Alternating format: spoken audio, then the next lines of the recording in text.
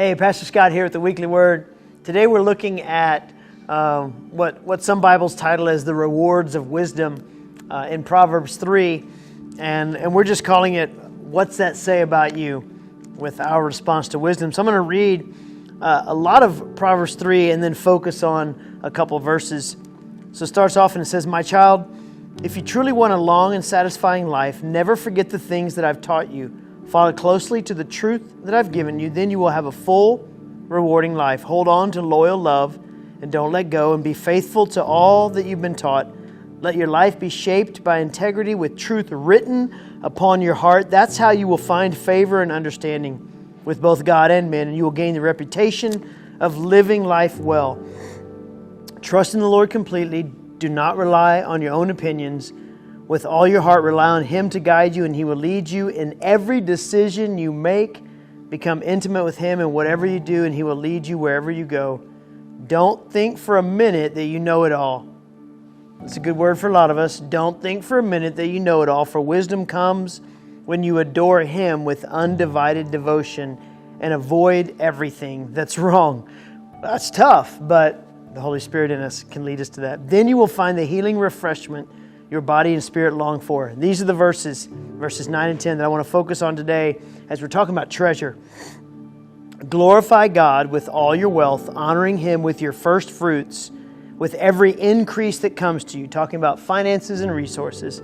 Then every dimension of your life will overflow with blessings from an uncontainable source of inner joy. So the first question I have for us is, how are you doing being generous with your treasure, with your resources? God gives us time, He gives us talent, He gives us treasure. Those are gifts.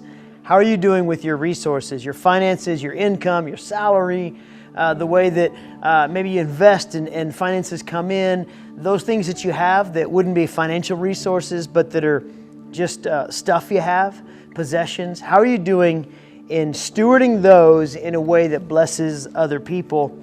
I know for me, and I learned this through growing as a disciple, becoming more like Jesus, letting Him get rid of the stingy, selfish, controlling life nature I had. But my generosity is an exact expression of my faith in a perfectly gracious and generous God. My generosity to other people, my generosity to my church through tithes, my giving to people through offerings, my blessing of people or families with being able to do things for them. It's an exact expression of how my faith is in my Jesus. So the second question I'd ask is a tough one, and one we should take inventory of all the time. Does Jesus have your heart? Does Jesus hold your heart more than your money? Does He have a stronger hold on you than even your finances? Do you go to Him first, or do you look at the bank account first? Because that's a big question we got to ask. That's why Jesus talked about money all the time, because He knows it can become an idol or a god in our lives. And then finally, in looking at wisdom here in Proverbs 3 and all that He says, He goes on to say in verses 11 and 12, My child, when the Lord speaks to you, never take His words lightly, and never be upset when He corrects you, when you learn something or you have to change something.